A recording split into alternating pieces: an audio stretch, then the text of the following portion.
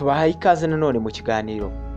Ikiganiro kigiye kwibanda kuri umwe mu bashinze umutwe w'abatalibani, umutwe wahangayikishije Leta Zunze Ubumwe za Amerika, ugahangana na Leta Zunze Ubumwe za Amerika imyaka isaga 20 mu ntambara y'amasasu, intambara yatinze ndetse ikanaramba, igatwara Leta Zunze Ubumwe za Amerika ikiguzi cy'intambara gihambaye cyane triliyoni 3 z'amadolari. Ubyumve neza, ni amafaranga menshi, kuko ni menshi cyane, ni menshi rwose ugereranije byibuze n'ay'ibihugu byinshi bikennye bishobora kuba byakoresha mu ngengo y'imari zabyo. Triliyoni 3.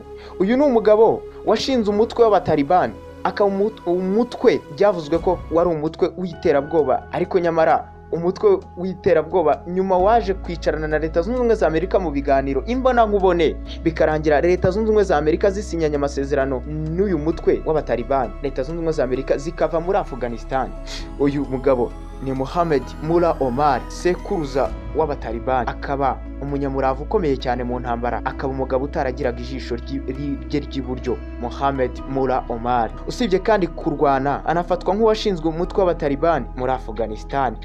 Mullah Omar niwe tugiye kuganiraho, umugabo warwanyije abasoviyete kugeza ubwo abasoviyete bavuye muri Afghanistan, umugabo washinze abatalibani akaza kurwana mu batalibani kugeza ubwo yapfiriye mu gitero Leta Zunze Ubumwe za Amerika zamugabyeho, ariko abatalibani yashinze bikarangira nanone bongeye gufata ubutegetsi, ubu akaba aribo barangaje imbere Afghanistan.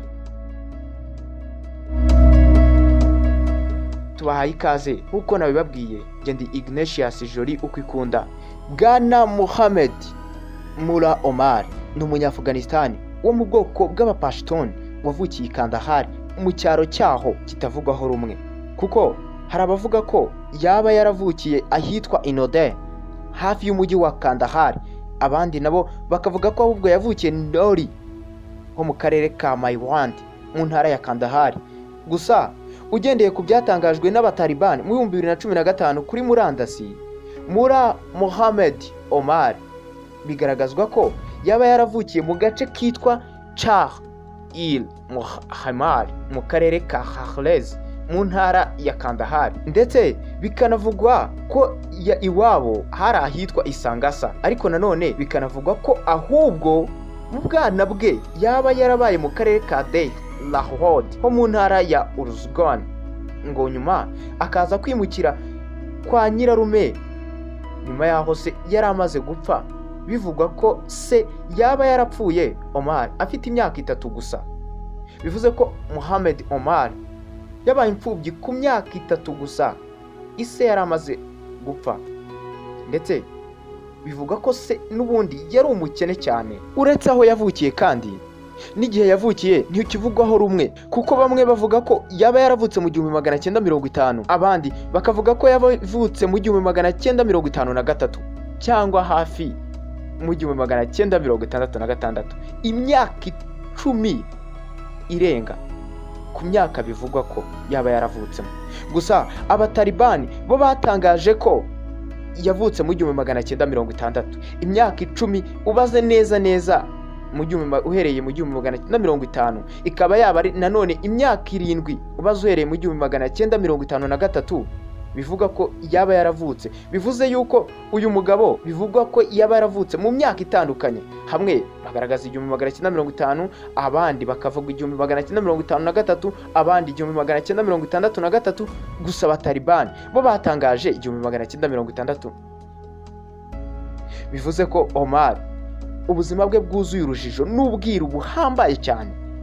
Omar kandi yanize Darul Uloom Hagania, ishuri rya Kiyisilamu ryari riherereye muri Pakistan, ryanaje kwitwa The University of Jihad kubera abanyeshuri b'amahame akarishye ya Kiyisilamu.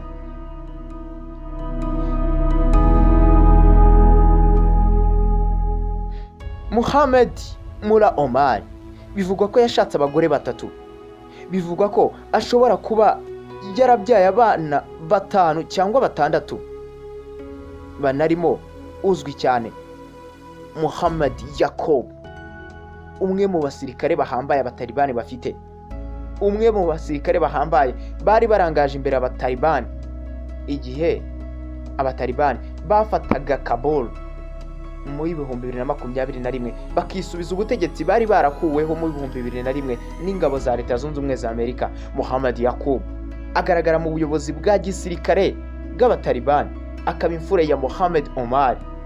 Muhammad Omar bivugwa ko yahawe amazina menshi nka Amir al-Mu'minin, bivuga ngo commander w'imyizerere, commander of faithful. Ugenekereje bivugwa ko nyine ari komando w'imyemerere. Ndetse yaniswe Mullah, izina rihabwa umuyobozi w'umusigiti, ariko rigakoreshwa cyane ku bayobozi ba Kisilamu baba batarize cyane inyigisho zigendanye n'imyemerere ya Kisilamu, cyane muri za Irani, Turukiya, mu bihugu bya Aziya ndetse no hagati muri Aziya muri rusange. Uwo ni bwana Mullah Muhammad Omar. Mu myaka y'ahagana mu 1980 Muhammad Omar yarimo aba ingimbi, ndetse yarakuze rwose hafi kugira metero 2, cyane ko yari afite metero 1 na santimetero 98, aburaho santimetero 2 gusa. Uyu musore wari umaze kuba inkorokoro yinjiye mu gisirikare ku ruhande rw'abamujahidin mu ntambara barwanaga na Leta Zunze Ubumwe z'Abasoviyete, bari bafatanije na Afghanistan. Icyo gihe leta yayoboraga Afghanistan, Leta Zunze Ubumwe z'Abasoviyete zari ziyiteye inkunga ngo itakurwa ku buyobozi. Ni intambara Muhammad Omar yakomerekeyemo hafi inshuro 4 zose, yumviramo amasasu atabarika, ibiturika bihambaye, ndetse na rumwe bivuga ko yari hafi gusatira urupfu. Hari icyamuturikanye nawe ubwe arakomereka, ndetse n'ijisho rimwe rye rirahangirikira bikomeye ku buryo nyuma ryaje gupfa burundu. Muhammad Omar ibi ntibyamuciye intege, kuko yarakomeje, akomeje umutsi, akomeza urugamba kugeza ubwo Abasoviyete nabo batsinzwe intambara bikura mu rugamba ahagana mu mpera z'1989. Bigendanye n'amasezerano yari yasinywe n'abamujahidin n'Abasoviyete i Geneve mu 1988. Iyi ntambara y'Abasoviyete n'abamujahidin bivugwa ko Leta Zunze Ubumwe za Amerika zateye inkunga y'akataraboneka abamujahidin, ndetse iyi nkunga y'akataraboneka zateye abamujahidin yamaze imyaka hafi 10, kuko ubaze neza yatangiye tariki ya 24 z'ukwezi kwa 12 kugeza mu 1979, iza kurangira mu 1989 ku itariki ya 15 z'ukwezi kwa 2. Iyi ntambara yahuzaga abamujahidin nibwo yari imaze iyo myaka yose isaga 10 iba imyaka 9 neza, ubaza umunsi ku wundi, ukwezi kumwe ndetse n'ibyumweru 3 umunsi umwe. Dusubiremo, imyaka 9, ukwezi kumwe, ibyumweru 3 ndetse n'umunsi umwe, Abanyafghanistan bari mu ntambara n'Abasoviyete. Intambara twababwiye ko Abasoviyete byarangiye batsinzwe, basinyana amasezerano n'abamujahidin basiva muri Afghanistan. Batyo bihita bigaragaza neza ko izi ntambara zose zabigiye zibera muri Afghanistan akenshi zagiye zirangira ibihugu by'ibihangange bya rutura byikuye mu ntambara ku masezerano byasinyanaga n'abo barwanyi b'Abanyafghanistan. Neza cyane birasa nkaho amasezerano ya Geneve yahuje abamujahidin n'Abasoviyete asa neza n'ayahuje abatalibani n'Abanyamerika. Iyo nuko yabereye i Qatar, i Doha. Abanyafghanistan bari hagati y'ibihumbi 562 na miliyoni 2 barishwe, abandi benshi bahinduka impunzi. Aho ni mu myaka y'intambara yahuje abamujahidin ndetse n'Abasoviyete. Nyuma y'intambara byaravuzwe ndetse binagarukaho kenshi ko Mullah Omar yangije ndetse akanahitana Abasoviyete benshi cyane na za burende zabo. Nyuma y'intambara hashyizweho guverinoma yari iyobowe na Muhammad Najibullah Ahmadzai, wamenyekanye cyane nka Dr. Najib cyangwa Najibullah. Dr. Najib cyangwa Najibullah. Gusa ku buyobozi bwe igihugu, ubukungu n'ubukene bwagashe rubanda. Ibi bimubera imbogamizi ihambaye cyane yagombaga guhangana nayo. Maze mu 1994 komanda Mullah Omar wari waragiye kwigisha iby'idini yarahagurutse agumura rubanda, afatanya n'abandi bagumura benshi, maze abatalibani baduka batyo barwana kugeza mu 1996 ubwo bafataga Kabul, maze bakuraho leta yariho ndetse bashyiraho iyabo yemewe gusa n'ibihugu bitatu nk'uko twari twaranabivuze no mu kiganiro giheruka. Ibihugu byari birimo Pakistan, leta zunze ubumwe z'Abarabu na Arabia Saudite. Ibyo bikaba ibihugu byemeye byonyine mu isi yose leta y'abatalibani yari imaze gushingwa mu 1996.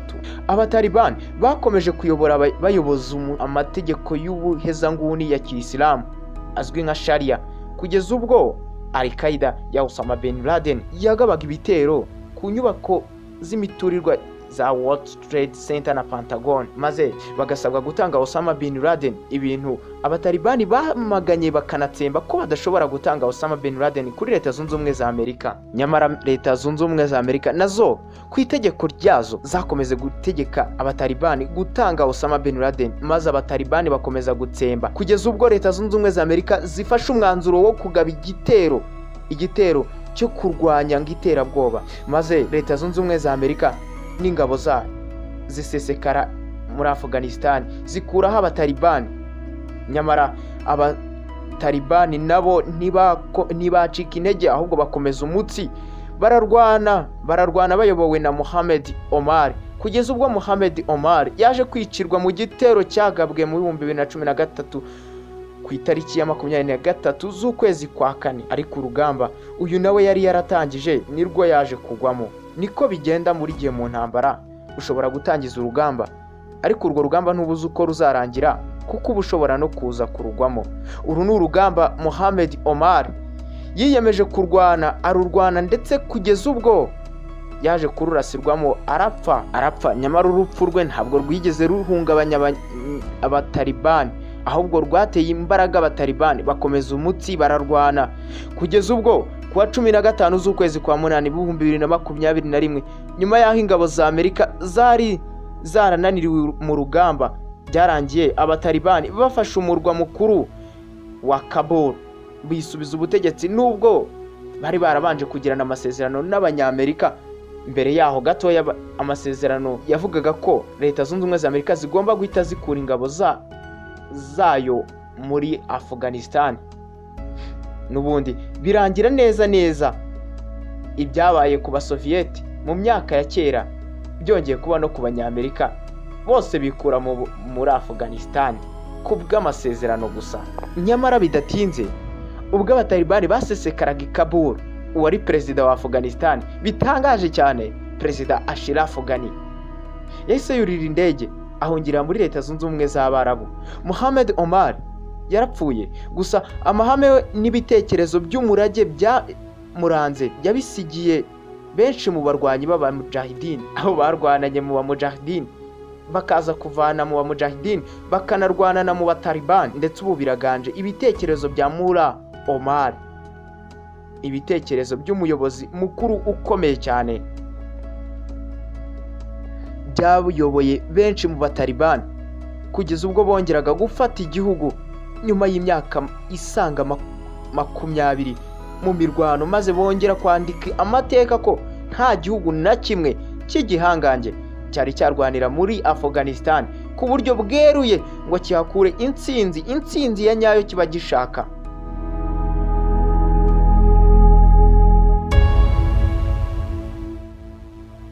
Mu gusoza nakubwira ko amateka anagaragaza ko bwana Mullah Omar ku buzima bwe bwinshi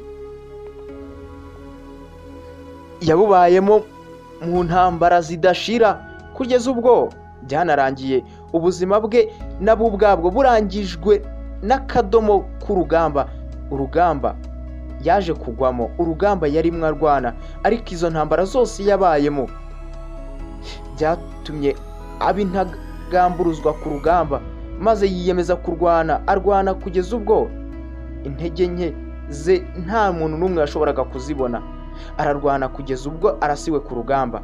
Kutagamburuzwa kwe, kudacika intege kwe ni ikimenyetso gikomeye cyane mu rugamba rw'abatalibani, ndetse benshi mu batalibani bamufatiyeho n'urugero. Mu gusoza nakubwira ko uramutse ufite igitekerezo cyangwa inyunganizi, wajya ku rukuta rwa Twitter ukatwandikira kuri Ignatius Joli, cyangwa ukanyandikira kuri nimero